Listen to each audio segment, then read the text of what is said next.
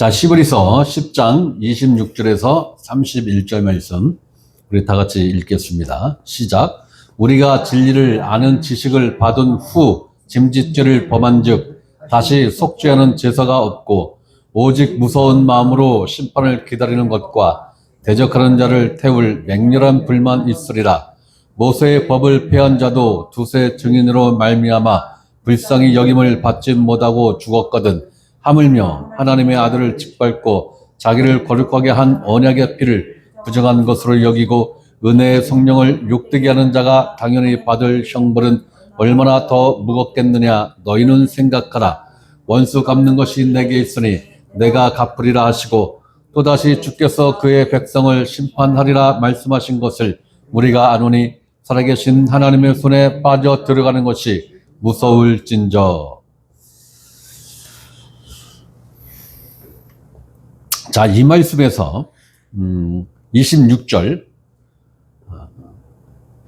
진리를 아는 지식을 받은 후 짐짓죄를 범한 즉 고의로 짓는 죄죠. 알면서 일부러 짓는 죄요. 이건 죄지라는 것을 알면서 고의로 그리고 반복해서 짓는 죄를 말하는 거예요. 짐짓죄가. 다시 속죄하는 제사가 없고 이 부분을 해석을 못해요. 다시 속죄하는 제사가 없고, 이 말씀의 의미를, 그럼 이 사람들은 구원 못 받는 거다. 이렇게, 대부분이 이렇게 생각해요. 대부분이. 제가 지지난주에도, 말씀을 드렸습니다만은, 이 말씀은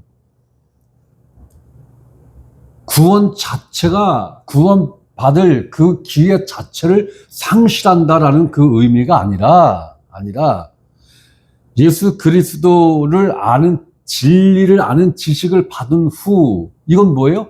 복음을 정확하게 들었다라는 거예요. 복음을 정확하게 배웠다라는 거예요.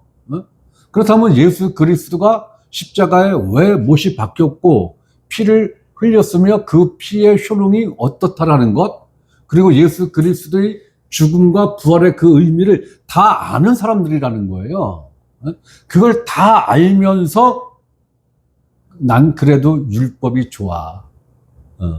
예수님 갖고는 뭔가 좀 밋밋해. 짜릿한 맛이 없어. 입에 착착 감기는 맛이 없어. 그러니까 요즘 말로 표현하자면 조미료가 안 들어간 거예요. 조미료가 안 들어간 거야. 그러니까 입에 착착 감기는 그 조미료 맛. 그게 뭐예요? 손으로 만져지고 눈으로 보여지고 온 몸 감각으로 느낄 수 있는 그 자극적인 뭔가가 필요한 거예요. 그게 뭐예요? 율법제사. 율법제사는 확실하잖아요. 동물이 있죠? 동물이 목에서 피를 콸콸콸콸 쏟죠? 그걸 제사장이 받아서 번제단에 뿌리죠?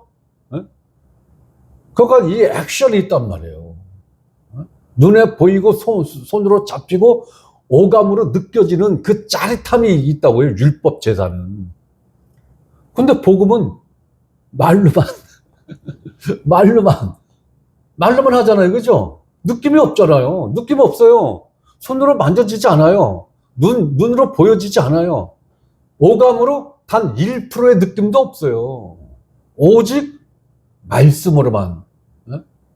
그러니까 난 그래도 좀 짜릿한 게 좀 있어야겠어. 율법 체제도 좀 있어야겠어. 난 그래서 예수도 믿고 난 율법도 따라갈래. 이거거든요. 예수를 헌신자처럼 아주 팍 내팽개치고 휙 돌아서서 율법 제사를 통해서 내가 의롭게 되겠다라는 게 아니라 예수도 믿고, 예수 당연히 믿어야지. 믿고, 플러스 뭐가? 율법제사. 율법제사. 이거를 지금 선택하겠다라는 거예요, 지금. 그러니까 이런 사람들을 위해서는 하나님이 예수 그리스도를 다시 이 땅에 메시아로 다시 보내서 33년간의 삶을 다시 재생을 해서 십자가를 지게 하고 못 박고 피 흘리고 죽게 하고 부활하는 이 일은 두 번 다시 없어. 그 얘기인 거예요. 두 번 다시 없어. 그러니까 너희가 짐짓죄를 범하는 것에 대해서 깊이 생각을 해야 된다라는 거예요. 깊이 생각을 해야 된다. 바로 그러한 것이 29절 하물며 하나님의 아들을 짓밟고 하나님의 아들을 짓밟고 자기를 거룩하게 한 언약의 피를 부정한 것으로 여기고 난 그냥 예수님도 믿고 난 율법 제사도 따르는 것 뿐인데 뭘 예수를 짓밟고 예수의 피를 부정한다고 그래. 믿는다니까. 나 예수의 피 믿는다니까. 예수가 하나님 아들인 거 믿는다니까. 그 피로 내 죄가 속죄된 것도 믿는다니까. 다만 율법 제사를 한번 곁들여서 해보겠다는 건데 이렇게까지 뭘 말씀을 하셔? 성경은 그걸 용납 안 한다는 거예요. 복음 플러스 율법 용납 안 한다는 거예요. 있을 수가 없다라는 거예요. 자, 갈라디아서를 다시 봅니다. 갈라디아서 4장. 있을 수 없다라는 거예요. 있을 수 없다. 자, 4장 봅니다. 내가 또 말하노니 유업을 이을 자가, 여기서 말하는 유업은 뭐예요? 가업. 차라리 가업하면 이해가 확 오죠? 가업. 혹은 상속. 그걸 말하는 거예요. 상속. 유업을 이을 자가 모든 것의 주인이나 어렸을 동안에는 종과 다름이 없어서 그 아버지가 정한 때까지 후견인과 청지기 아래에 있나니.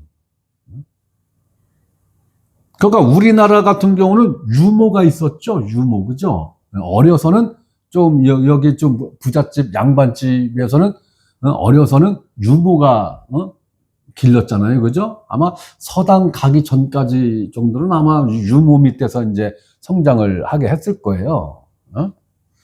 그렇듯이 아버지가 정한 때까지.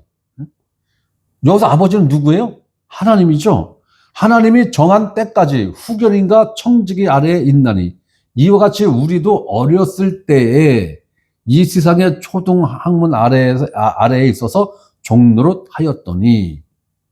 그러면 아버지가 정한 때까지 후견인과 청지기 아래에 있나니 이렇게 했는데, 그럼 후견인과 청지기가 누구라는 거예요? 뭐라는 거예요? 율법이라는 거죠. 네. 율법 아래에 맡겼다라는 거예요. 그러니까 유모가 종이죠, 분명히. 그죠? 네. 유모는 종이에요. 네. 그 집 종이에요. 여종. 네.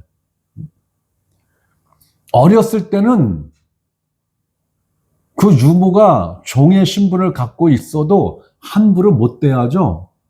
함부로 못 대해요. 어떻게 보면 그 여종에게 종노릇 하듯이 혼날 때는 혼내키잖아요. 그죠? 네. 혼내킬 때는 혼내켜요. 그렇듯이 율법도 그렇다라는 거예요. 자, 4절. 때가 참에. 때가 참에는 뭐예요? 하나님이 정한 때가 되었다라는 거죠. 네. 하나님이 정한 때가 되었다라는 거예요. 하나님이 그 아들을 보내서 여자에게서 나게 하시고 율법 아래 나게 하신 것은, 여기서 왜 여자에게서 나게 하셨다, 혹 또 율법 아래에 나게 하셨다, 이 말을 굳이 왜 했을까요? 네? 필요하니까 했겠지. 그죠? 그럼 이 얘기를 왜 했을까? 네? 여자에게서 나게 하시고, 이건 뭐예요? 어떤 의미예요? 네? 여자에게서 나게 하시고, 여자에게 난 모든 사람들은 죄의 종이죠. 네? 그러면 예수님이 여자에게서 나셔야지만이 그 종 노릇하는, 네? 예. 죄의 종노릇하는 그들을 위해서 뭔가 하실 수 있는 거죠. 예. 반드시 여자에게서 나야 되는 거예요. 예. 박해커서는 안 돼요. 예. 아래서 나서 안 돼요. 예. 반드시 우리 인간이 죄의 종노릇하는 우리들을 해방시키시기 위해서는 예수님 자신이 반드시 여자에게서 출생이 돼야 그 자격 조건이 되는 거예요. 그러면서 동시에 율법 지배 하에서 예수님이 출생했죠. 네, 율법 지배 아래에서 예수님이 출생했단 말이에요. 네. 이 얘기는 뭐예요? 네? 죄의 종노릇하는 우리들, 율법의 종노릇하는 우리들을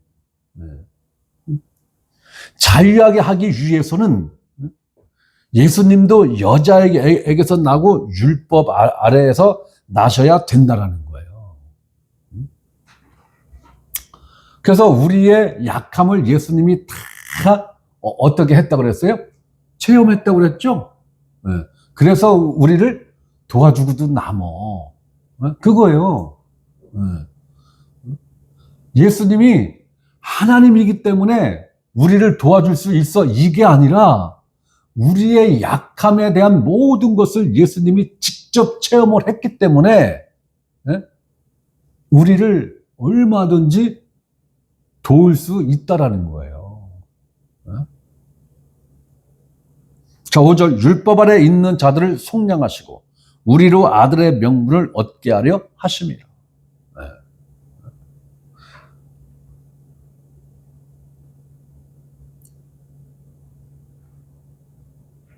율법 아래 있는 자들을 속량하시고 율법 아래 있는 자들을 속량하기 위해서 예수님 자신이 율법 아래에 나셔야 되었던 거예요.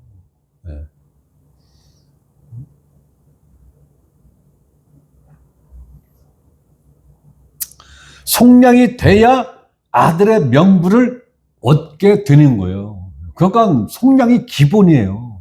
속량이. 이 속량의 의미를 모르면은 아무것도 없는 거예요. 아무것도 이루어질 수가 없는 거예요. 아무것도 진도가 단 한 발자국도 나갈 수가 없는 거예요. 그러니까 기독교 종교인들은 이 속량의 의미를 몰라요. 속량의 의미를 모르니까 교회를 심지어 40년, 50년, 모태신앙은 70년, 80년을 다녔는데도 몰라요. 몰라요. 속량이 뭔지를 몰라요. 그러면서 구원받는데 말 같지도 않은 소리죠. 그건 희망상이죠. 아닌 거예요. 자, 속량이 돼야 그 다음에 우리가 하나님의 아들의 명분을 얻는다라는 거예요. 하나님 아들의 명분을. 하나님의 아들이 돼야 유업을 이을 자가 되는 거죠. 상속받을 자격 조건이 그때서부터 이제 시작되는 거잖아요. 그러니까 속량함 없이 난 하나님 아들이야, 난 하나님 딸이야, 하나님이 내 아버지야. 이거는 옆집 아저씨한테 아빠 제발 내 아빠 좀 되어주세요. 이렇게 사정하는 거하고 똑같은 거예요. 6절 너희가 아들이므로 하나님이 그 아들의 영을 우리 마음 가운데 보내사 아빠 아버지라 부르게 하셨느니라. 자, 이 6절 순서를 한번 잘 보세요. 너희가 아들이므로 아들이 되었다는 거죠. 아들이 됐다는 건 뭐가 전제가 된 거예요? 속량이 전제가 된 거예요. 속죄가 전제가 된 거예요. 속죄가 되었고 그 다음에 너희가 아들이므로 그 다음 순서가 뭐예요? 하나님이 그 아들의 영을 그 아들의 영 그 아들은 누구를 말하는 거예요? 예수 그리스도의 영을 우리 마음 가운데 보내사. 여기서 마음 그러니까 자꾸 이 하트를 생각하는데 여기서 마음은 영으로 이해를 하셔야 돼요. 영으로.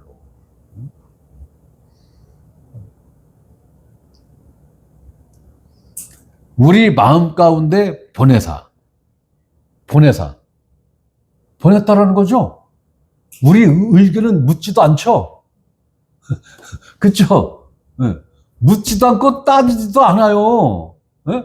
속죄가 이루어졌고 하나님 아들이 됐으면은 묻지도 않고 따지지도 않고 그냥 바로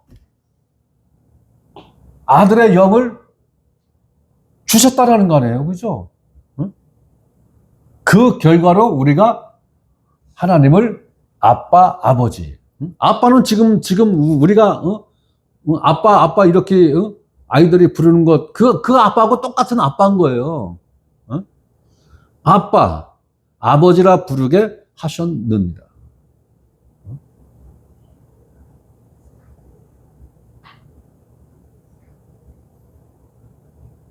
옆집 아저씨를 아빠라고 하면은 안 돼요.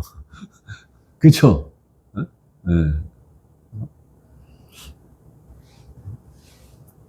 옆집 아저씨를 아버지라고 인식하면은 큰일 나는 겁니다. 7절. 그러므로 내가 이후로는 종이 아니요.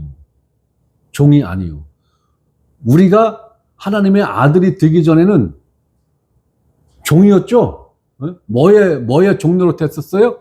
죄의 종로로 됐고, 율법의 종로로 됐잖아요. 네. 그런데 이제는 종이 아니라는 거예요. 하나님의 아들이 됐고, 하나님께서 우리 영 안에 성령을 보내셔서 우리가 이제 하나님을 향해서 아빠, 아버지라 부를 수 있는 이 신분이 되었기 때문에 이제부터는 너희가 종이 아니야. 그런데 너희가 다시 종으로 하려고 돌아간다고?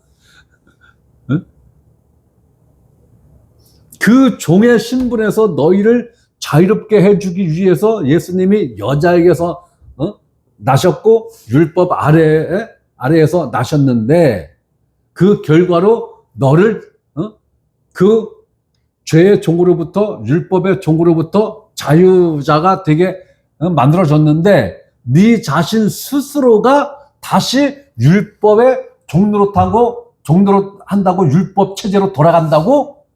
그것 자체가 예수를 짓밟는 것이고 너를 거룩하게 한 예수의 피를 부정한 피다라고 네 스스로 시인하는 것이 되는 것이다라는 거예요.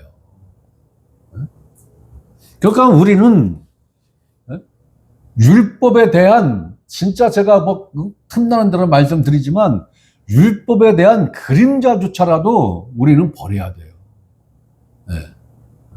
그런데 나도 모르게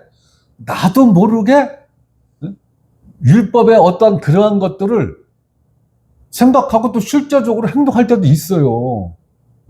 나도 모르게. 왜? 그것만큼 몸에 밴 거예요. 그것만큼 내 생활의 일부가 된 거예요. 아니, 어떤 때는 깜짝깜짝 놀란다니까요. 그래서 우리는 깨어있는 존재가 돼야 되는 거예요. 그러므로 내가 이후로는 종이 아니요 아들이면 하나님으로 말미암아 유업을 받을 자니라. 여기서 유업은 상속이에요. 상속. 무엇을 상속받는 거예요? 하나님에게 속한 모든 것. 그러면 그것을 내가 실질적으로 다 받아서 내 소유로 만드는 거냐? 그런 의미에서의 유업, 그런 의미에서의 상속이 아니라 하나님에게 속해 있는 모든 것을 아들은 누릴 자격이 있는 거죠. 우리는 하나님에게 속한 모든 것을 누릴 그 자격이 하나님으로부터 부여받았다라는 거예요. 아니, 이거보다 더 큰 복이 어디 있어요? 나는 내가 11조 한 거 30배, 60배, 100배 축복보다 이 축복 한 가지가 나는 억만 번 난 거예요. 난 싫어. 난 싫어. 30배, 60배, 100배 나는 싫어. 나는 하나님한테 그거 반사해. 그게 뭐요? 그게 왜 필요해? 아니, 하나님에게 속해 있는 모든 것을 내가 누릴 수 있는데 그까짓 거 30배, 60배, 100배가 뭔 소용이 있어? 네? 한번 생각해 보세요. 응? 내가 11조 한 달에 100만 원씩 했다고 쳐. 100만 원, 100만 원. 네? 1년이면 1200만 원. 30년이면 얼마예요? 1억 2천? 네? 계산해봐요, 빨리빨리. 1년에 1200만 원 곱하기 30년 해봐요. 3억 6천. 곱하기 100배 해보세요. 그러면 300억, 그죠? 대충. 400억이라고 그래, 넉넉하게. 400억. 400억. 여러분들은 400억 받고 떨어질래요? 난 싫어. 저 달도 하나님 거고, 저 태양도 하나님 거면 저 달도 내가 누릴 수 있는 거고, 저 태양도 내가 누릴 수 있는 거고, 400억, 아이고, 그렇잖아요. 그죠? 그러니까 우리는 실질적으로 계산기를 두드려 보세요. 뭐가 이득인가? 하나님 아들로서 하나님의 유업을 있는 것, 상속자가 되는 것. 그러면 여러분들은 이재용 회장으로부터 100억을 선물을 받으실래요? 아니면 이재용 회장의 상속자가 될래요? 어떤 게 더 좋은 거예요? 근데 왜 하나님한테는, 하나님 상속자보다는 하나님 400억 주세요? 네? 벌써 계산이 딱 나오잖아요. 네? 네. 왜? 이재용 회장 상속자는 이재용 회장 거 다 자기 거예요. 100억 뿐만이 아니고 1000억이 됐던 1조가 됐던 10조가 됐던 다 자기 거예요. 그렇잖아요. 그렇게 실질적으로 한번 생각을 해봐요. 그러면 피부에 확 그냥 와닿지. 우리는 유업을 받을 자예요. 유업을 받을 자라는 것은 100% 하나님 아들이라는 거예요. 네.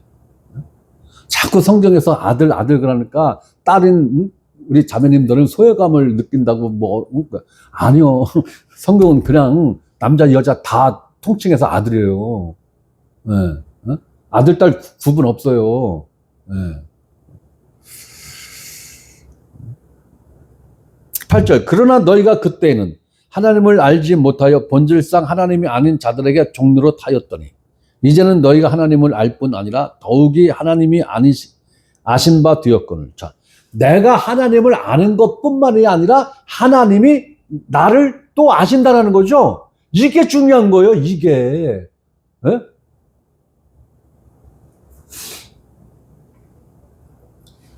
나는 트럼프를 잘 알아. 네. 너무너무 잘 알아, 트럼프를. 내가 트럼프를 너무 잘 알아서 워싱턴 가는 비행기표를 끊어서 워싱턴 그 화이트 뭐라 그래요? 백악관 거기 초인종 누르면 트럼프가 브라더 이럴까요? 아니죠? 네. 중요한 건 나도 트럼프를 알아야 되지만 트럼프도 내가 트럼프를 아는 것 못지않게 나를 잘 알아야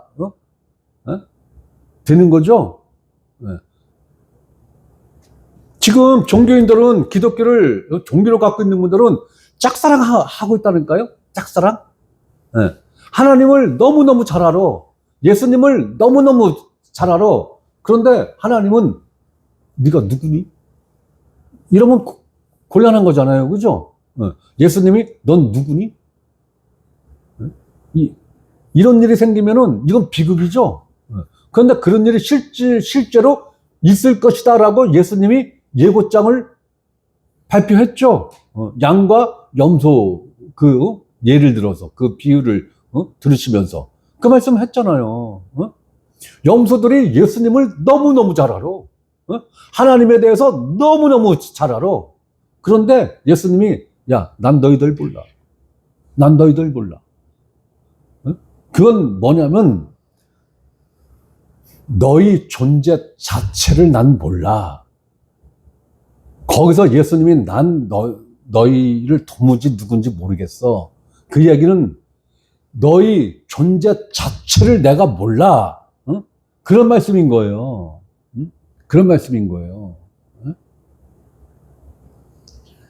그러니까 중요한 건 너희가 그때는 9절, 이제는 너희가 하나님을 알 뿐 아니라 우리가 하나님을 알고 또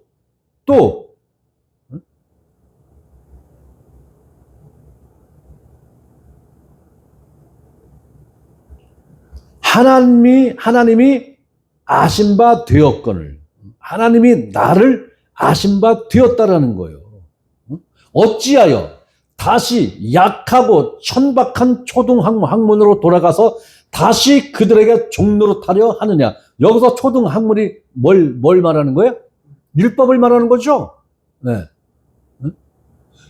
이제는 너희가 진리를 알았고 그 진리를 통해서 예수 그리스도를 알고 예수 그리스도를 통해서 하나님을 아는 너희 존재가 되었는데 그뿐만이 아니라 이제는 하나님이 너희를 아셔. 너희를 알아. 그런데 너희가 다시 초등학문으로 뉴턴에서 돌아간다고? 다시 율법의 초등학문의 종이 되겠다고? 지금 그 얘기 하는 거잖아요. 지금 이 갈라디아서 이 말씀은 히브리서 그 말씀과 아주 너무 유사한 환경인 거예요, 지금. 그러면서 10절, 너희가 날과 달과 절기와 해를 삼가 지키니. 날과 달과 절기와 해를 삼가 지키니 내가 너희를 위하여 수고한 것이 헛될까 두려워하노라. 그러면 날과 달과 절기와 해를 지키면 사도 바울이 수고한 것, 뭘 수고했어요? 복음의 진리를 전해주고 가르쳐준 그 일이 헛될까 두렵다. 헛될까 두렵다라는 거예요. 그러면 율법을 지킨다라는 것은 복음에서 자유로운 자가 된다는 거죠. 복음에서 자유로운 자가 돼야 율법의 종이 될 수 있는 거죠. 그럼 복음으로부터 자유해진다는 건 뭐예요? 나 이제 복음과 상관없어. 이 얘기인 거죠. 내가 하나님으로부터 자유롭다는 건 뭐예요? 나 하나님 안 믿어. 하나님이 뭐야? 누구야? 이 상태를 가리켜서 그 사람은 하나님으로부터 자유로운 존재야. 이렇게 이야기를 하잖아요, 성경에서.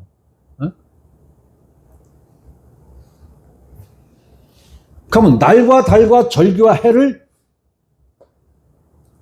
지켜도 된다라는 거예요? 아니면 절대적으로 불가하다는 거예요? 절대적으로 불가하다. 있을 수가 없다. 있을 수가 없다라는 거예요. 그렇게 되면은 복음의 능력으로부터 어떻게 된다는 거예요? 빠이빠이 된다라는 거죠. 그럼 날은 뭐예요? 날. 안식일. 그죠? 안식일. 오늘날 기독교에서 10계명 중에 안식, 주일날은 성경에 없잖아요. 이렇게 따지니까 안식일을 주일로 대체한겨. 아마 모든 목사들이 이렇게 답변할 거예요. 물어보면은.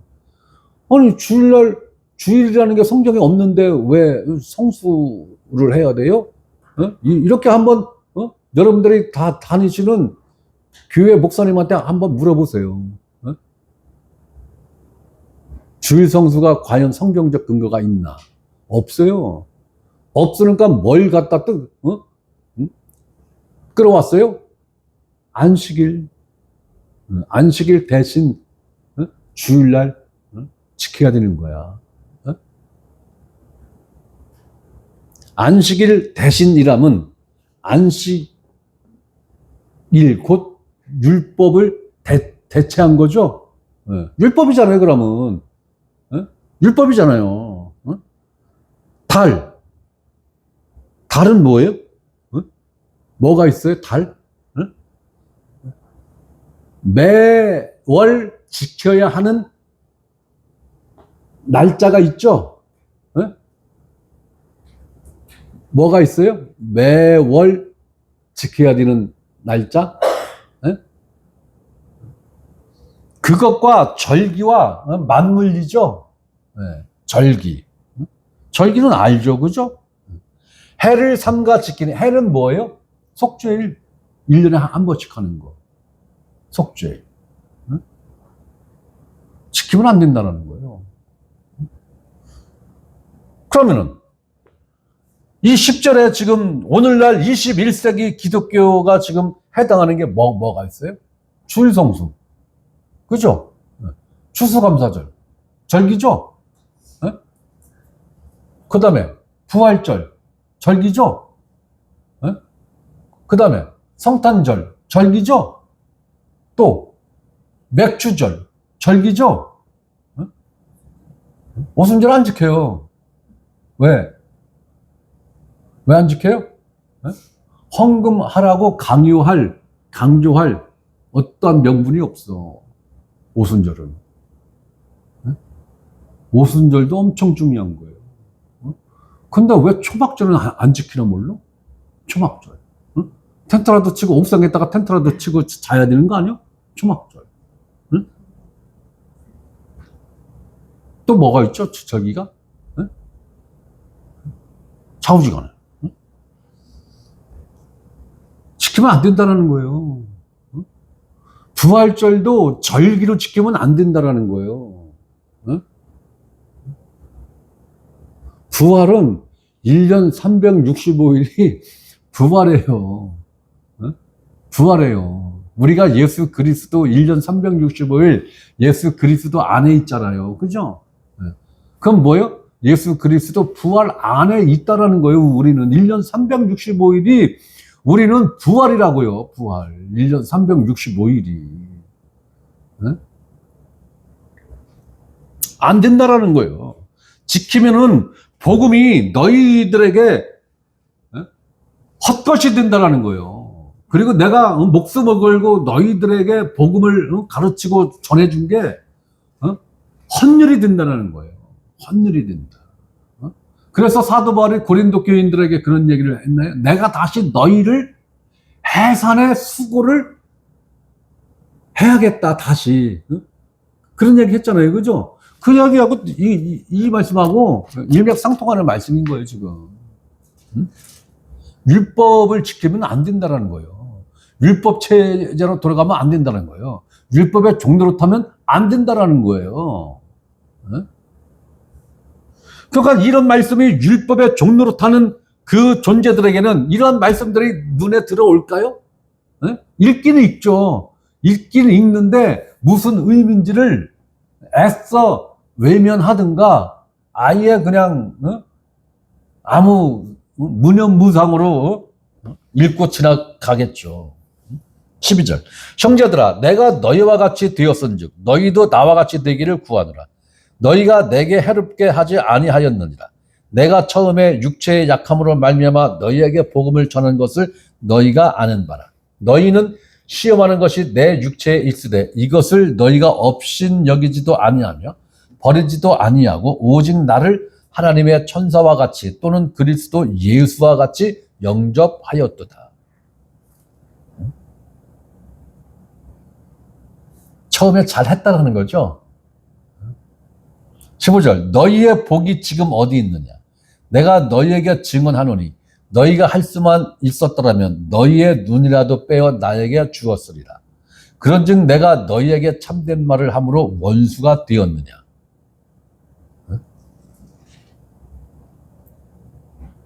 율법으로 들어가면 안 돼. 이런 말을 하니까 이렇게 자기 눈이라도 빼줄 만큼 사도 바울을 끔찍하게 사랑했던 그들이 지금은 사도 바울을 어떻게 생각한다는 거예요? 원수같이 생각한다는 거예요. 원수같이. 에? 하고 싶은 걸 못하게 하니까 원수같이 생각한다는 거예요, 지금. 그러니까 지금 이 갈라디아 교인들 영적 상태가 어느 수준이라는 거예요? 네? 아기가 마트에 들어갔을 때 장난감, 엄마 나 장난감 써줘 했을 때 엄마가 매몰차게 안 돼! 그랬을 때 마트에서 떼굴떼굴 굴르고 목청껏 외쳐서 하는 그 나이가 대략 몇 살쯤 될까요? 네? 3, 4살? 뭐 5살까지? 그죠? 네. 7살만 돼도 안 그러죠. 그죠? 네. 왜? 지도 창피한 걸 알아. 그러면 갈라디아 교인들이 지금 영적으로 그 레벨이라는 거예요. 그 레벨. 서너 살. 네. 3살에서 5살 사이 되는 그 영적 나이가 그 정도 레벨이라는 거예요. 왜? 하고 싶은 걸 못하게 하니까 자기들에게 직접 복음을 가르쳐주고 전해준 사도 바울을 원수같이 생각한다는 거 아니에요. 원수같이.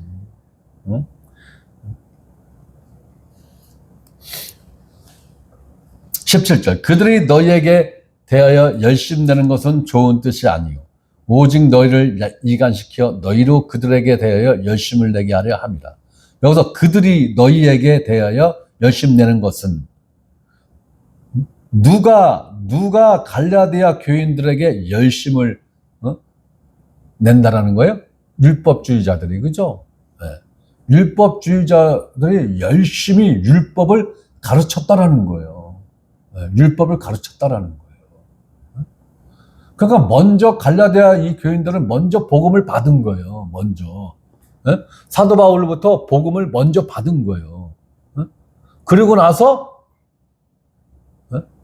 율법주의자들이 교회 형제로 가장해서 들어와서 야 예수가 안 된다니까.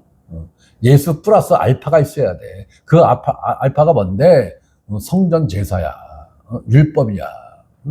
이게 있어야 온전하게 의롭게 된다니까. 이렇게 꼬드긴 거예요. 꼬드긴 거예요. 자, 그들이 율법주의자들이 너희에게 갈라디아 교인들에게 열심 내는 것은 율법 체제를 열심히 가르친 것은 좋은 뜻이 아니요 오직 너희를 이간시켜 너희로 그들에게 대하여 열심을 내게 하려 함이라. 너희로 그들에게 대하여 열심을 내게 하려 함이라라는 것은 무엇에 대해서 열심을 내게 한다는 거예요? 율법에 대해서 열심을 내게 한다라는 거예요. 율법에 대해서.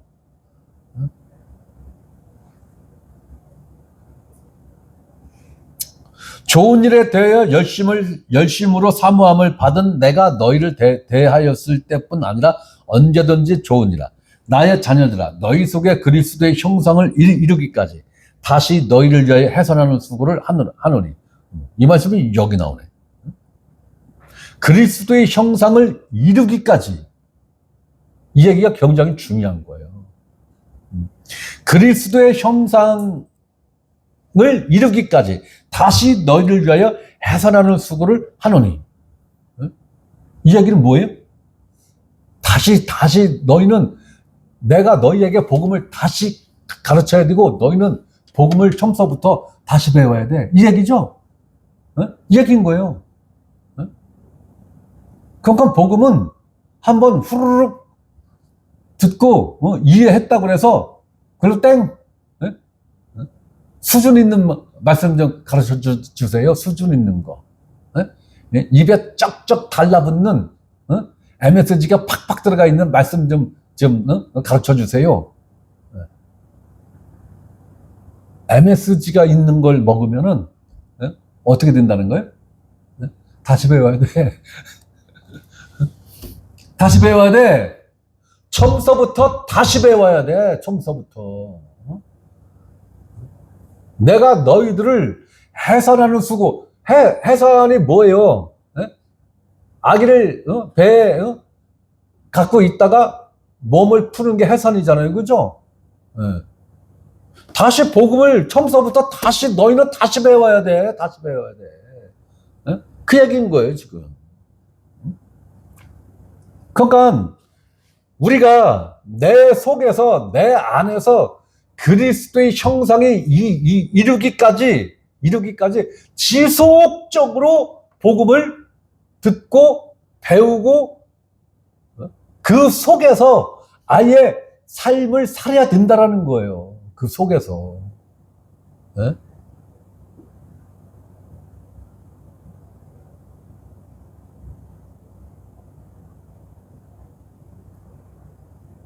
그런 의미에서 저희는 지금 잘하고 있는 것 같아요. 네. 잘하고 있는 것 같아요. 네. 아주 그냥 귀에서 딱정이가 났어. 이제는 그 딱정이가 떨어져서 귀에서 피가 철철철 흘러. 네. 그러니까 제발 좀 그만 좀 하세요. 네. 이 말이 여러분들 입에서 아주 그냥 이구동성으로 터져 나올 때까지 해야 돼요. 해야 되는 거예요. 그러면 몇 번을 반복해야 할까요? 지금 주일날 하는 거, 지금 내가 볼 때는 처음에 1년 한 4개월 걸렸어요. 네. 처음부터 끝까지 가는데 1년 4개월 걸린 것 같아요. 네. 그런데 지금 이제 시작한 거는 지금 같은 속도로 가면은 2년은 좋게 해야 될 것 같은데. 네? 네. 2년은 좋게 해야 될 것 같아요.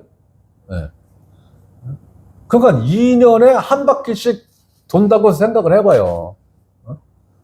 여러분들 앞으로 몇 년 사실 거예요? 네? 아니, 넉넉하게 그냥 30년이나 그래요. 넉넉하게 그냥 30년. 네? 그래봤자 15번 듣는 거예요. 그죠? 네. 그래봤자 15번 듣고 아니면 그것도 다 못 듣고 가실 수 있는 거예요. 그래봤자 15번이에요. 진짜로 15번을 얘기하려고 하는가 보다. 할 거예요. 나는 죽는 순간까지 할 거예요. 죽는 순간까지. 바로 이게 목회자가 하나님이 보내주신 그 혼들에 대한 그 애정, 내지는 어떠한 목사 직무에 대한 책임감, 이게 있어야 돼요. 이게 없으면은 목사하면 안 돼요. 이러한 심정 없이 성경을 가르치면 안 돼요. 자, 20절. 내가 이제라도 너희와 함께 있어 내 언성을 높이려 함은 너희에 대하여 의욕이 있습니다. 의욕이 있다라는 거예요. 무슨 의욕이 있어요? 네? 너희가 율법을 지키는 것 같다라는, 네? 율법의 종노릇하는 것 같다라는 의혹이 있다라는 거예요. 의혹이. 의혹은 뭐예요? 네? 증거는 없는데, 네? 심중에 뭐예요, 그게? 네? 심증은 있고 물증이 지금 없는 거예요, 지금. 네? 이 의혹이라는 이 말이. 네?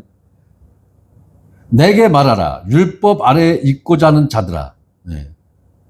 율법을 듣지 못하였느냐. 율법 아래 있고자 하는 자들아. 아주 이제 깨놓고 이야기를 하죠, 이제. 율법을 듣지 못하였느냐. 22절. 기록된 바 아브라함에게 두 아들이 있으니 하나는 여종에게서 하나는 자유 있는 여자에게서 낳다 하였으며. 그러면 여기서 말하는 여종은 누구를 말하는 거예요? 하갈을 말하는 거죠. 여종이에요, 여종. 하나는 자유 있는 여자에게서 낳다. 자유 있는 여자가 누구예요? 사라죠. 그러면 사라는 자유 있는 여자고 하갈은 자유가 없는 여종이라는 거예요. 그죠? 여기서 포인트가 뭐예요? 여종과 주인이에요? 아니죠. 한 사람은 자유가 있고 한 사람은 자유가 없다라는 거예요. 네, 자유. 이 말씀의 방점은 자유에 찍혀 있는 거예요. 자유. 자유가 이렇게 중요한 거예요. 자유. 자, 23절. 여종에게서 육체를 따라 낳고, 육으로 난 것은 뭐라고요? 육이를. 영으로 난 것은 영이고, 자, 여종에게서 자유가 없는 여종에게서 육체를 따라 낳고, 자유 있는 여자에게서는 약속으로 말미암았느니라. 자, 이스마엘은 엄마가 하갈인데 여종이고 이삭은 엄마가 사라인데 자유가 있는 여자예요. 네. 그러면 여종에게서 난 육체를 따라 여종에게서 난 그 자식은 종이라는 얘기죠. 종이라는 얘기예요. 자유가 있는 여자에게서 난 그 아들은 자유가 역시 똑같이 자유가 있는 아들이라는 거예요. 그러면 여기서 종은 뭘 말하는 거고 자유 있는 여자는 뭘 말하는 거냐? 그거를 이해를 하는 게 굉장히 중요한 거예요. 자, 24절. 이것은 비유니 이 여자들은 두 언약이라. 하나는 신의 산으로부터 종을 낳은 자니 곧 하갈이라. 두 언약이라는 거예요. 두 언약. 네. 신의 산으로부터 종을 낳은 자니 곧 하갈이라. 그러니까 하갈이 낳은 이스마엘은 육체로 난 종이라는 거죠. 네. 종이라는 거예요. 네. 자, 율법을 어디서 받았어요? 신의 산에서 받았죠. 네. 그러면 이스마엘은 무엇을 상징하는 존재예요? 율법의 종을 상징하는 존재가 이스마엘이에요. 네. 네? 그러면 하갈은 뭘 상징하는 거예요? 율법을 상징하는 거죠. 네. 자, 25절. 이 하갈은 아라비아에 있는 신의 산으로서 지금 있는 예루살렘과 같은 곳이니 그가 그 자녀들과 더불어 종로로 타고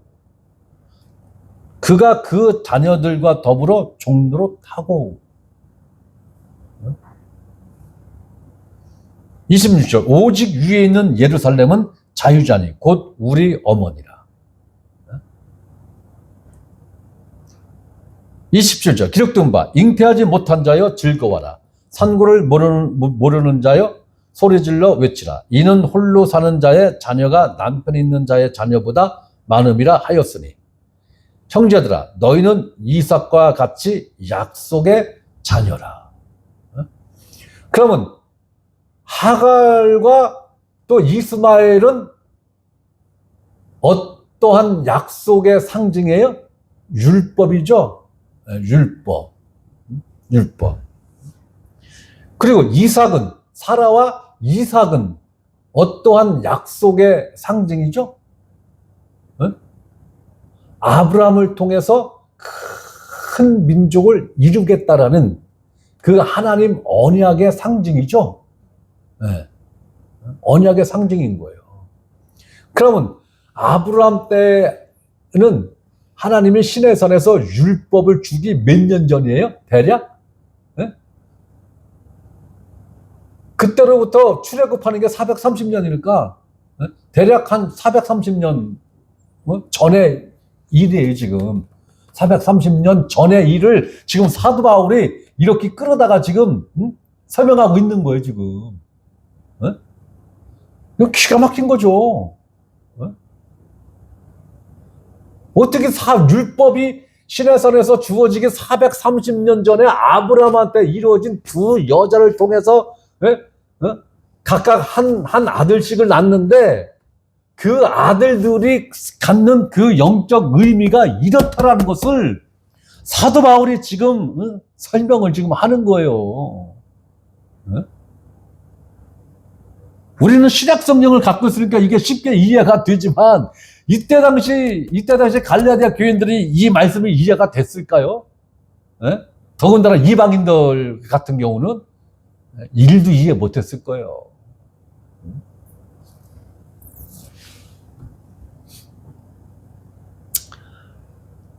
그 복음을 아는 너희는 이삭과 같은 약속의 자녀야.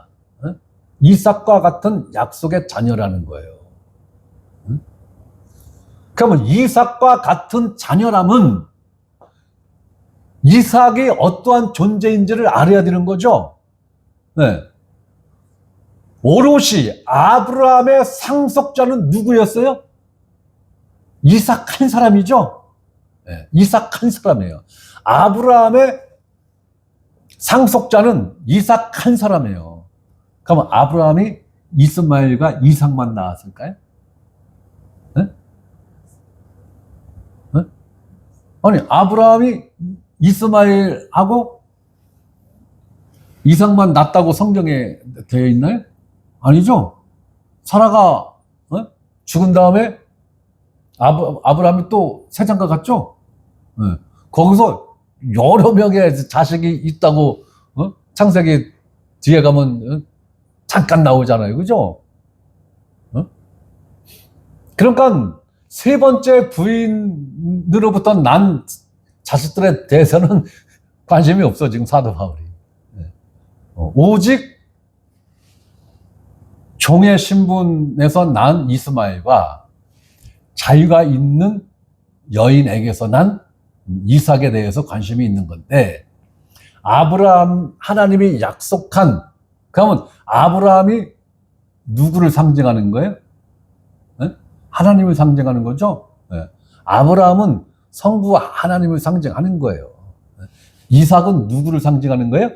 예수 그리스도를 상징하는 거예요. 그럼 야곱은 누구를 상징할까요? 성령님을 상징한다고 이야기하더라고. 그러면 하나님인 아브라함의 모든 소유를 상속받은 존재가 누구예요? 이삭이죠. 그러면 우리는 이삭과 같이 약속받은 자녀라. 이야기는 뭐예요? 하나님이 갖고 있는 모든 것을 상속받을 자격을 갖고 있는 거라는 거죠. 이삭과 똑같은 자격을 갖고 있다는 거죠. 이삭은 누구를 상징한다고요? 예수 그리스도. 네. 자, 29절. 그러나 그때 육체를 따라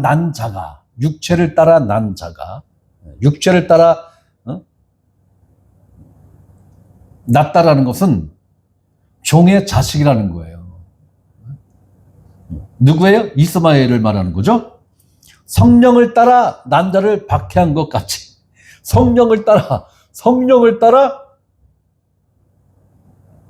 태어났다라는 거예요. 누가? 이삭이. 원래. 그러면 이삭을 누가 잉태시켰다라는 거예요?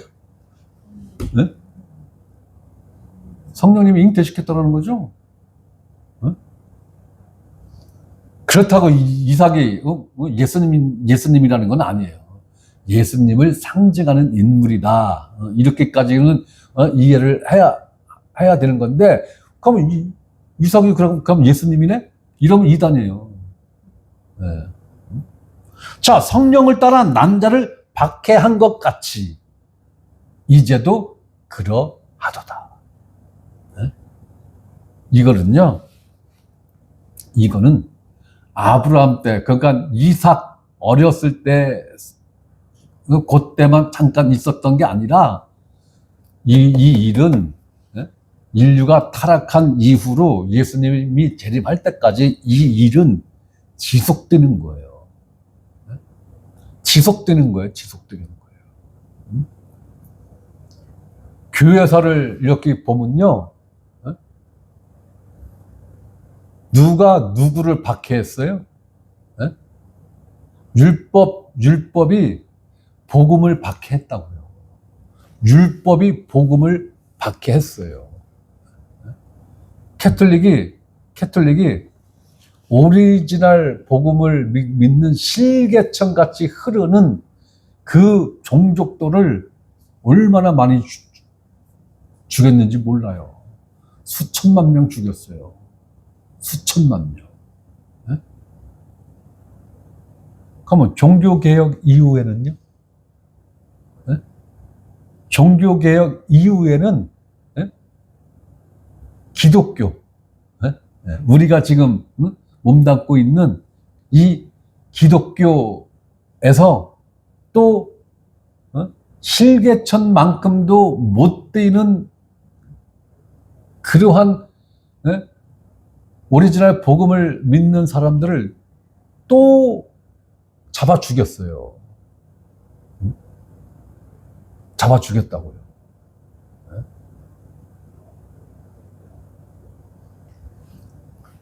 율법이 항상 교회사를 보더라도 율법이 복음을 박해를 했어요.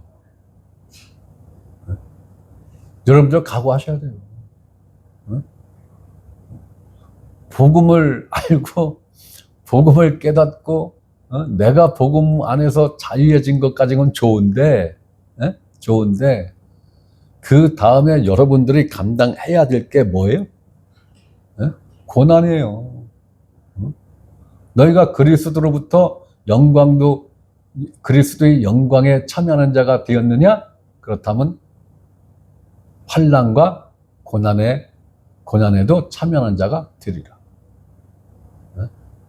근데 영광은 좋은데 고난과 환난은 싫어요. 이러면 곤란하다는 얘기죠. 네. 그거는 동전의 앞과 뒷면이라는 거예요. 네. 그리스도의 영광에 참여한 자는 세상으로부터 혹은 율법주의자들로부터 반드시 환난과 고난이 있다라는 거예요. 그게 있다라는 거예요. 이거는 피할 수 있는 게 아닌 거예요. 그러니까 복음을 오리지널로 어느 정도로 깊게 체험을 했느냐에 따라서 그 고난과 어떤 그런 역경들을 그래도 감당할 수 있는 영적 파워가 내 안에서 나오는 사람들은 견디고 가는 거고, 거듭났어도 내 안에서 그런 영적 파워가 없는 사람들은 굴복하는 거죠. 굴복하는 거예요. 그럼 나 다시 그냥 일반 교회로 돌아갈래. 아니 그래도 구원은 받아요. 아니 나 그냥 카톨릭으로 그냥 돌아갈래. 그래도 구원은 받아요. 아니 나 한술 더 떠서 나 그냥 불교로 갈래. 그래도 구원은 받는다니까요. 한번 구원 받은 건 받아요. 구원은 잃어버릴 수가 없는 거예요.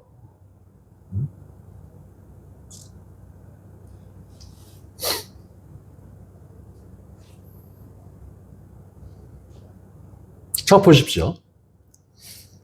30절. 그러나 성경이 무엇을 말하느냐? 여종과 그 아들을 내쫓으라. 여종의 아들이 자유 있는 여자의 아들과 더불어 유업을 얻지 못하리라 하였느니라. 그럼 너희가 다시 율법으로 돌아가서 율법의 종로로 타면은 율법과 그 율법의 종로로 타는 이스마엘이 함께 쫓겨났죠? 네. 하갈만 쫓겨난 게 아니잖아요. 그죠? 이스마엘만 쫓겨난 게 아니잖아요. 율법과 율법의 종로로 타는 이 세트가 다 똑같이 쫓겨났다라는 얘기예요. 쫓겨났다라는 얘기는 뭐예요? 아브라함의 유업을 받을 자가 못 됐다라는 거죠. 상속자에서 쫓겨났다라는 거잖아요. 상속자가 못 됐다라는 거잖아요. 그걸 말하는 거예요. 너희가 율법을 지키려고 그러면은 너희는 상속을 못 받아. 내쫓김을 당해. 그 얘기인 거죠. 결국 이 얘기는 뭐냐? 이러한 자들은 복음을 듣긴 들었는데 뿌리를 내렸다는 거예요? 못 내렸다는 거예요? 못 내렸다는 거예요. 씨가 뿌려졌는데 누가 와서 홀딱홀딱 채갔다는 거예요? 새들이 와서 홀딱홀딱 쪼아 먹었다는 거예요. 이러한 자들은 없는 거예요. 겉으로 볼 때는 기독교인이죠, 분명히. 겉으로 볼 때는 거듭난 것 같았죠. 그러나 그 내면에는 생명이 없는 거예요. 생명이 있으면 율법 지체제로 돌아갈 수가 없어요. 어떤 면에서는 불가능한 얘기인 거예요. 그런데 왜 사도 바울이 이렇게 심각하게 이 이야기를 하느냐? 헷갈리지 말아라 이거예요. 헷갈리지 말아라. 너희 마음을 한순간이라도 빼앗기는 일이 없도록 하라라는 거예요.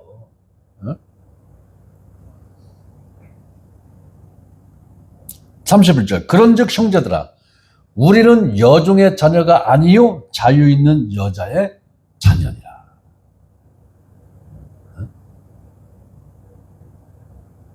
곧 예수 그리스도의 계보를 따르는 그러한 상속자라는 거예요. 이게 그리스도인들의 위치고 그리스도인들의 신분이라는 거예요. 이러한 개념들이 약하니까 자꾸 흔들리는 거예요. 아이, 그래도 뭔가가 있어야 되잖아. 아, 그래도 MSG가 있어야 입에 짝짝 달라붙는데 이런 맛이 좀 있어야 되잖아. 아유, 너무 밋밋이야. 이런 얘기를 하는 사람들은 이러한 말씀을 일도 모르는 거예요. 일도 모르는 거예요. 이러한 말씀들을 이해를 하고 이러한 말씀들을 씹을 줄 알아야 되고 씹어서 삼켜서 소화시킬 수 있어야 되는 거예요. 그래야 성장한 거죠. 성장한 거. 언제까지 신령한 젖을 먹을 건데? 신령한 젖은 2살 때까지 먹는 거죠. 1살, 2살. 반드시 먹어야 되는 거예요. 신령한 젖은. 그러면 신령한 젖은 우리 인간계에 비유를 하면은 초유죠. 초유. 초유를 먹은 애기하고 초유를 못 먹고 바로 젖을 먹은 애하고는 잔병치레가 게임이 안 되더만. 초유를 우리 애들이 초유를 크레만 먹었나? 크레도 못 먹었다? 하은이만 먹었나? 하은이는 잔병치레를 많이 안 한 것 같아. 근데 원래 어려서는 머슴아들이 현찮아. 아우, 잔병치레를 엄청 했어요. 아주 감기를 뭐 달고 살고 뭐 아주 그랬던 것 같아, 내 기억으로는. 근데 초유를 반드시 먹여야 되는 거예요. 초유를. 어떤 연예인은 그 초유 나오는 양이 너무 많아가지고 그 초유, 애기 먹이고도 남은 것을 또 용기에 담아서 그걸 냉동실에다가 보관했다가 뭐 그게 부족한 아이들한테 이렇게 나눠주는 연예인도 내가 본 것 같아요, 텔레비에서. 신령한 젖은 초유로 생각하면 되는 거예요. 초유. 이 초유를 잘 먹어야 돼요. 이 초유를 잘 먹어야 잔병치레를 안 해. 안 해요.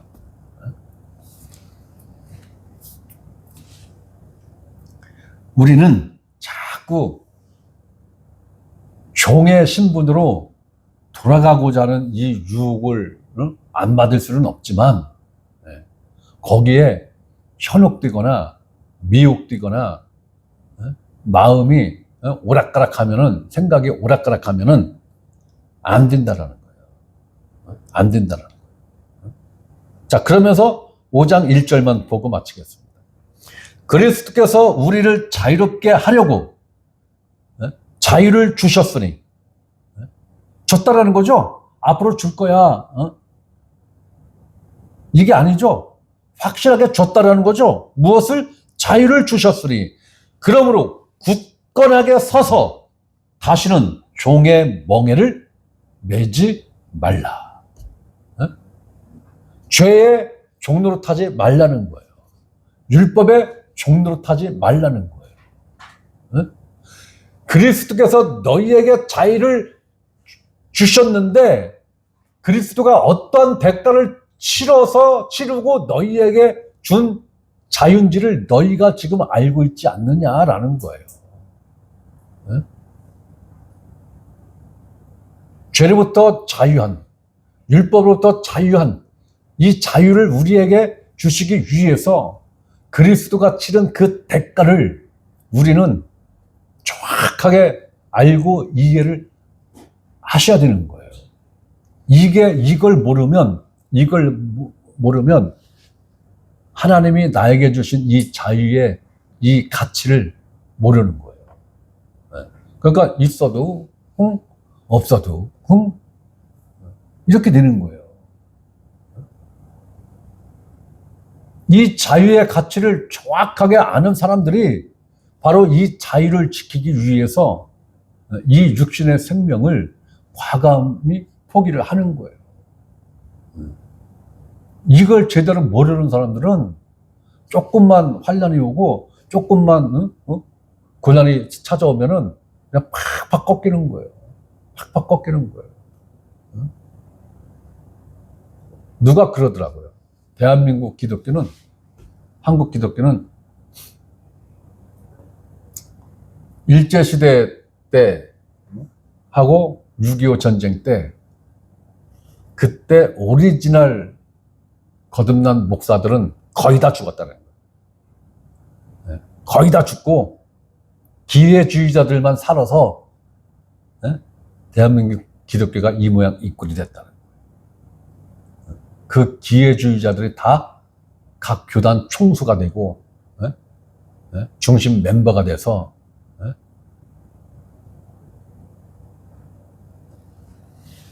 이 모양 이 꼴이 됐다라고 한탄하는 목사님의 얘기를 제가 들은 기억이 납니다. 결국 자유를 갖고 있고 이 자유의 가치를 아는 사람들은 타협할 수가 없어요. 타협할 수가 없어요. 타협이 안 되니까 저놈들이 죽이잖아요. 나는 죽는 한이 있어도 타협은 못한다 라고 한 사람들은 다 죽은 거예요. 다 죽은 거예요. 기회주의자들만 살아남은 거예요. 시대의 흐름에. 그래서 사람이 융통성이 있어야 되잖아. 이런 사람들만 살아남은 거예요. 그런 사람들이 복음이 있었을까요? 저는 없다고 봐요. 없다고 봐요. 그러니까 한국 기독교의 복음이 그때 사라진 게 아니냐. 저 개인적으로 그렇게 생각하는 거예요. 일제시대 때와 6.25 전쟁 때 그때 오리지널 복음을 갖고 있었던 목사들이 상당수 그때 희생을 당한 것 같다. 그러다 보니까 복음을 오리지널로 알고 있는 목사들이 몇 명 안 남았으니까 그들의 입술을 통해서 한국 기독교의 복음이 실개천같이 흘러온 게 아니냐. 아주 없는 건 아니죠.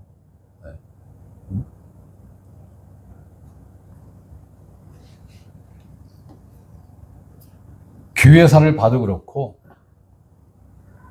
한국 기독교 역사를 이렇게 살펴봐도 그러한 흐름은 분명하게 있습니다. 있어요.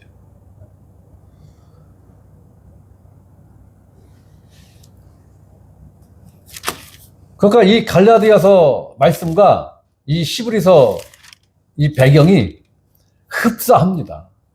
비슷해요. 비슷해요.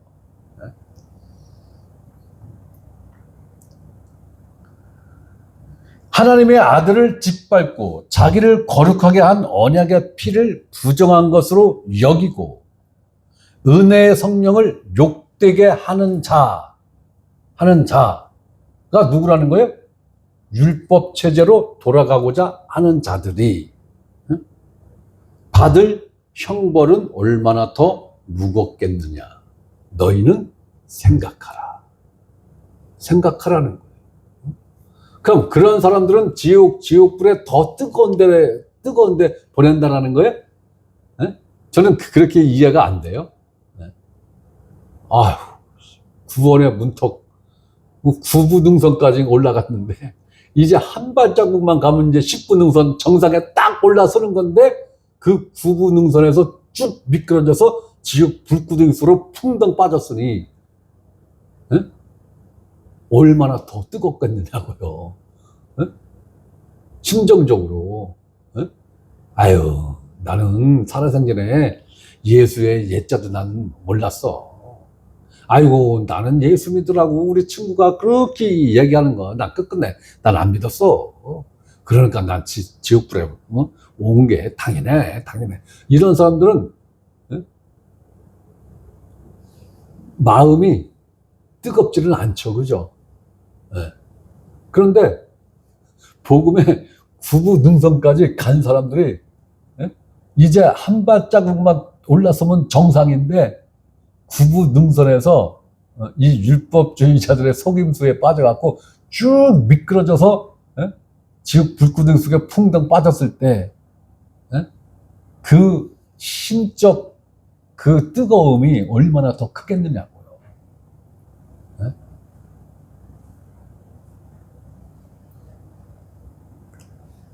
전 사도 바울의 얘기가 가끔 떠올라요. 야, 내가 너희들을 위해서 이렇게 복음을 전하다가 내가 미끄러지면 어쩌냐? 내가 구원해서 탈락되는 일이 있으면 어쩌냐? 그만큼 구원에 관한하는 사도 바울도 자기 자신에 대해서는 철저하게 냉철한 거예요. 나도 복음을 나도 가르치긴 가르쳤는데 제대로 믿고 있는 건가? 그죠? 복음을 가르치는 저도 복음을 가르치긴 가르치는데 내가 지금 오리지널 복음을 지금 잘 믿고 있는 건가? 아니, 그런 생각이 문득 들 때가 있어요. 이러다가 딴 사람들은 다 천국 가게 하고 나만 지옥 가면 어떻게 되는 거지? 그렇기 때문에 구원에 관한 한은 철저하게 아주 냉정해야 돼요. 눈물도 피도 없을 만큼 냉정해야 되는 거예요. 잠깐 저도 구원 설교 제목이 구원과 관련된 거는 낚이는 줄 알면서도 일단 본다니까요. 유튜브를 누른다니까요. 5분이 뭐야 3분만 들어도 복음이 있는지 없는 설교인지 금방 알아. 3분에서 5분 투자하고 마는 거예요. 그러다가 오리지널 복음을 증거하는 설교를 딱 만났을 때 너무 좋아요. 너무 좋아요. 제가 증거하는 이 복음의 내용도 좋은데 다른 목사님이 증거하는 그 복음의 내용을 들으면 너무 좋아. 내용은 다 뭐 대등 소유한데 너무 좋아요. 그러니까 이 구원에 관한 한은 여러분들이 냉정해야 돼요. 특히 내가 지금 오리지널을 잘 믿고 있는 건가? 잘 믿고 있나? 네. 이 부분에 대해서는 여러분들은 항상 캐션 마크를 붙여야 돼요. 네. 다른 사람들에 대해서 캐션 마크 붙이지 마세요. 그건 교만인 거예요. 그건 큰일 나는 거예요. 항상 내 구원에 관한하는 내 자신 스스로가 캐션 마크를 딱 붙이고 있어야 돼요. 네. 그럼 구원의 확신을 가지면 안 되는 거네? 아, 그것과 그건 다른 거지. 이걸 헷갈려 하시면 안 되는 거예요.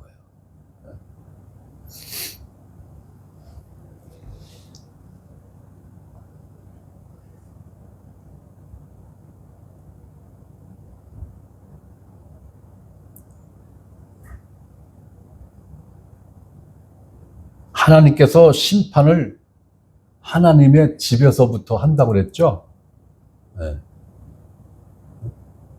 베드로 사도가 뭐라고 얘기했어요? 네?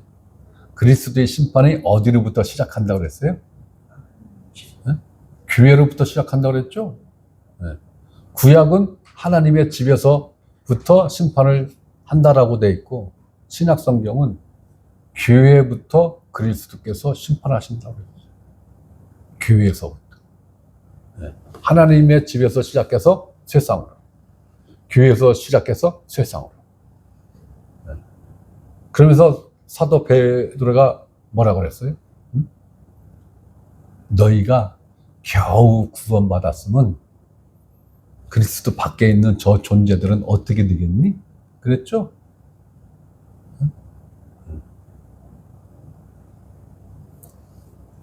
그러면서 31절에 이렇게 이야기를 하는 거예요. 살아계신 하나님의 손에 빠져 들어가는 것이 무서울진저. 살아계신 하나님의 손에 빠져 들어가는 것이 무서울진저. 자, 마귀 사탄이 어디에, 일부가 어디에 감금되어 있고 결국은 그 존재들이 어디에 감금되죠? 어디? 지옥에. 무적행에 지금 일부가 감금되어 있죠.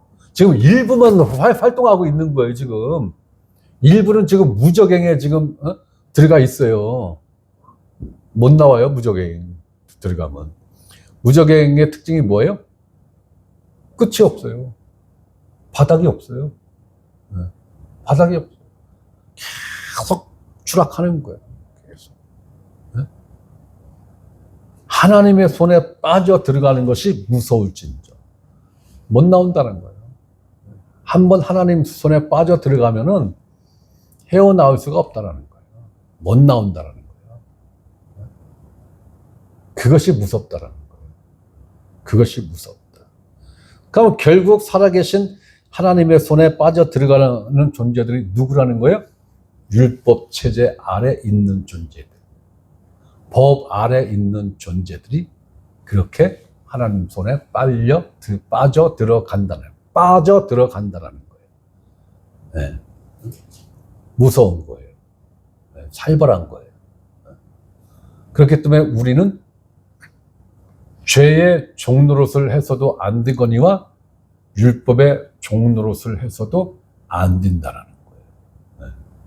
그런데 오늘날 기독교는 스스로 성경에 없는 절기와 날과 달을 만들어내서 스스로 그것에 종살이를 지금 하고 있죠.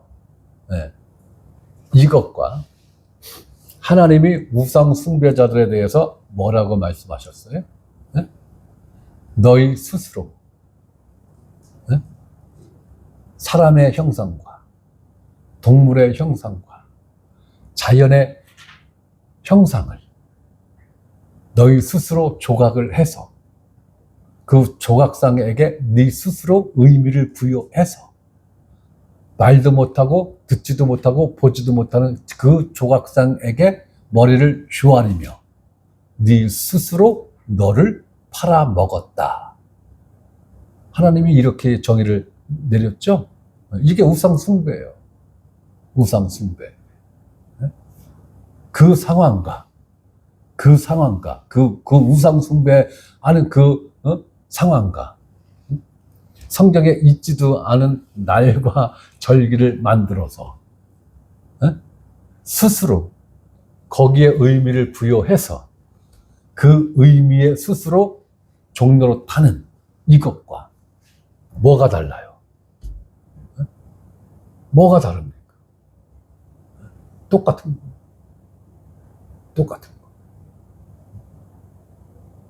그래서 하나님이 미워하는 거예요. 그래서 지키면 안 되는 거예요. 지킨다라는 건 뭐예요? 얽매이는 거죠? 너희는 자유 있는 여자로부터 난 존재야. 그리고 너희는 하나님으로부터 하나님의 상속자야. 자유가 없는 자는 하나님의 상속자가 될 수가 없어요. 반드시 자유인이라야 하나님의 상속자가 될 수 있는 거예요. 그런데 스스로 성경에 있지도 않은 법을 만들어서 거기에 많은 의미를 부여해서 스스로 그 아래 머리를 조아려서 종로로 타고 있잖아요. 명분은 뭐예요? 복 받는다라는 명분이죠. 복 받는다라는 명분이에요. 그 존재들이 다 누구의 손에 빠져 들어간다고요? 하나님의 손에 빠져 들어간다라는 거예요. 중요한 건 속죄를 받은 존재가 하나님의 아들이 되고, 하나님의 아들이 되면 하나님이 아들의 영을 그 마음 가운데 보내서 그 입술을 통해서 하나님을 아빠, 아버지라 부르게 하고 하나님의 상속자가 된다라는 거예요. 네. 이게 쭉 연결되는 거예요. 쭉. 네. 네. 이게 따로 떨어진 게 아니라 한 세트로 쭉 연결이 되는 거예요. 그래서 말씀을 부분적으로 취합해서 부분적으로 아는 것도 중요한데, 이렇게 세트로 알아야 될 부분은 반드시 1서부터 10까지 풀 세트로 교회에서는 가르쳐야 되고, 여러분들은 그 교회로부터 그러한 진리들을 반드시 배우셔야 된다는 거예요. 이러한 교회가 건강한 교회인 거예요. 숫자가 많고 적음, 아이고, 의미 없어요. 3만 명이 모여야 뭐예요? 거기에 구원받은 사람이 단 한 명도 없다면 하나님이 볼 때는 그 교회 성도는 0명. 빵명이죠? 0명.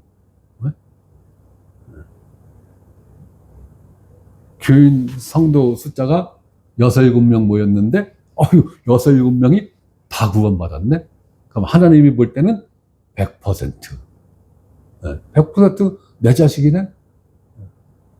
그러니까 교회 성도 머리수 갖고, 죄송합니다. 이렇게 표현해서. 성도 숫자 갖고 성공했네? 목회 성공했네? 아니요. 그 중에 구원받은 사람이 몇 명 있는데 그게 중요한 거죠. 겨만 그냥 산더미 같이 갖고 있어야 뭐해? 그 중에 알곡이 들어있는 벼가 단 한 톨도 없는데. 근데 그 옆집은 벼단이 달랑 한 단밖에 없어. 한 단. 달랑 한 단 있어. 근데 그 한 단이 다 알곡으로 아주 그냥 꽉 차 있어. 그럼 누가 더 부자예요? 달랑 벼 한 단 갖고 있는 그 집이 몇십 배 큰 부자죠?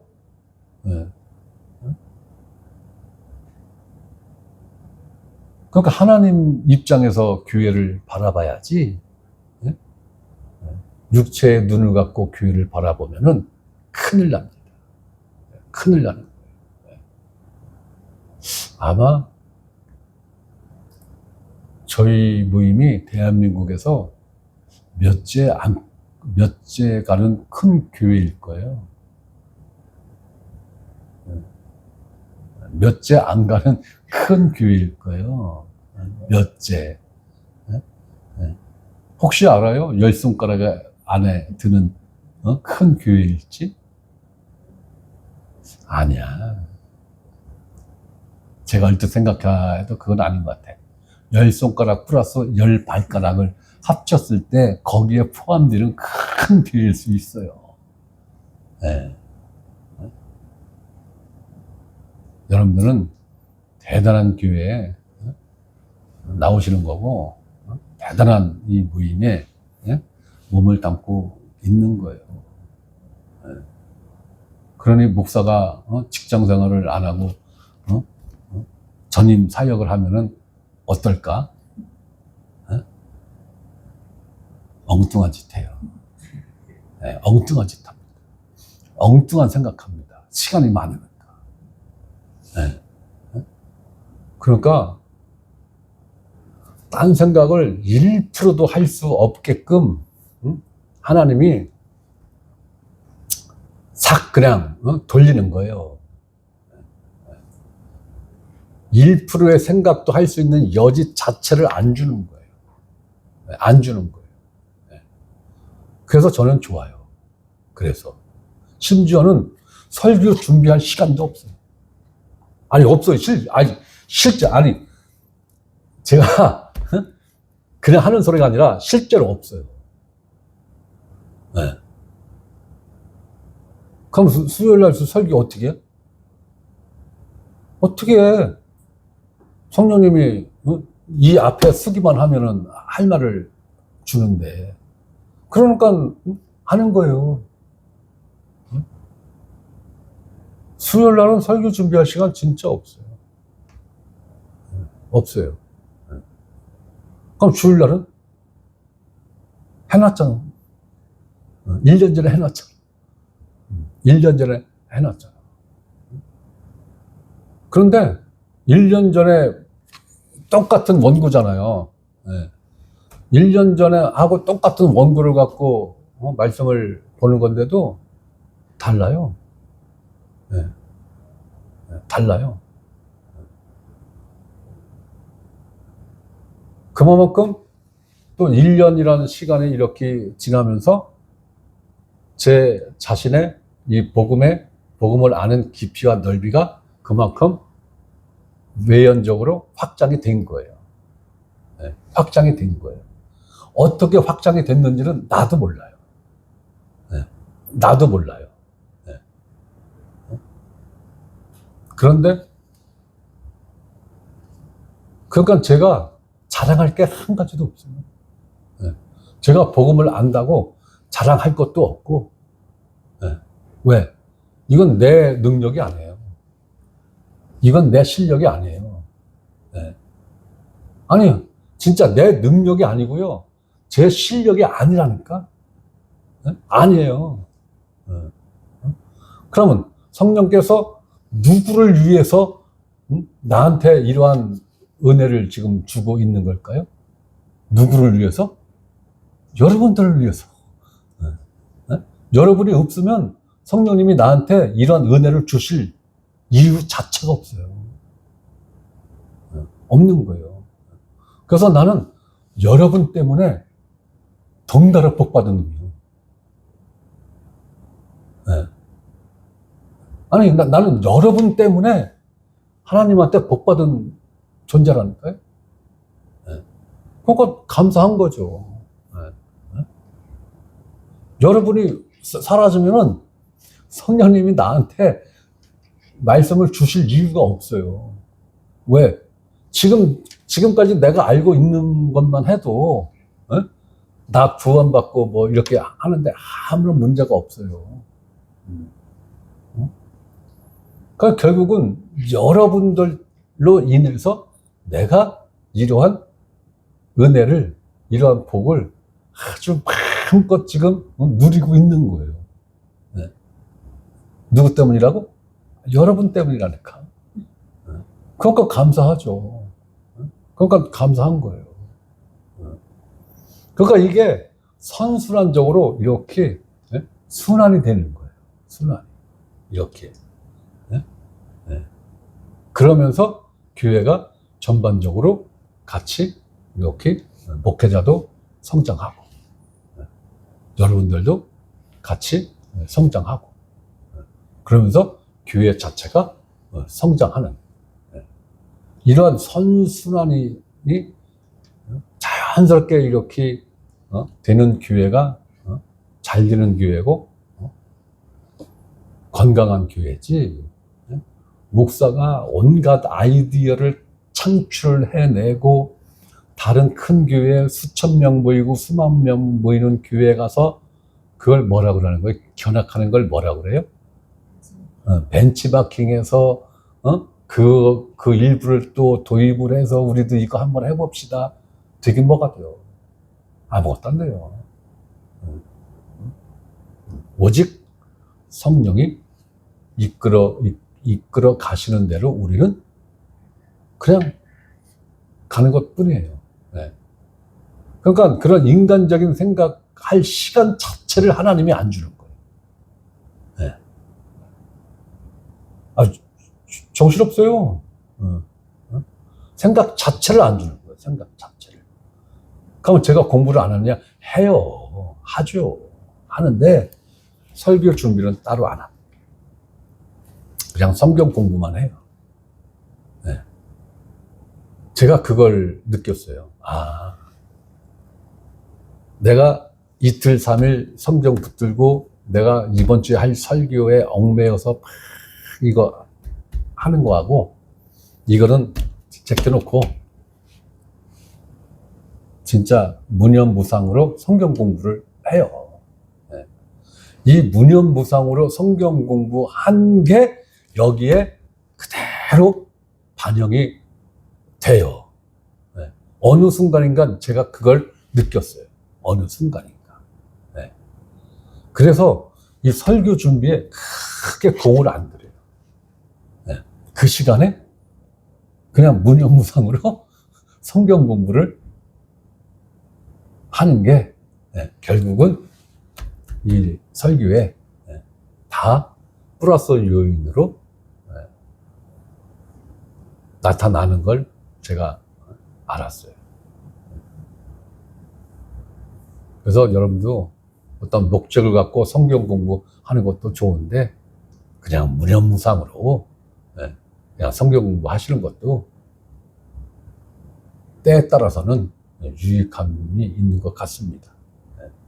자, 시브리서하고 갈라디아서를 저희가 이렇게 같이 지금 공부를 하고 있는데 시브리서의 영적 상황과 갈라디아 교인들이 처해 있는 이 영적 상황이 비슷한 면이 상당히 많습니다.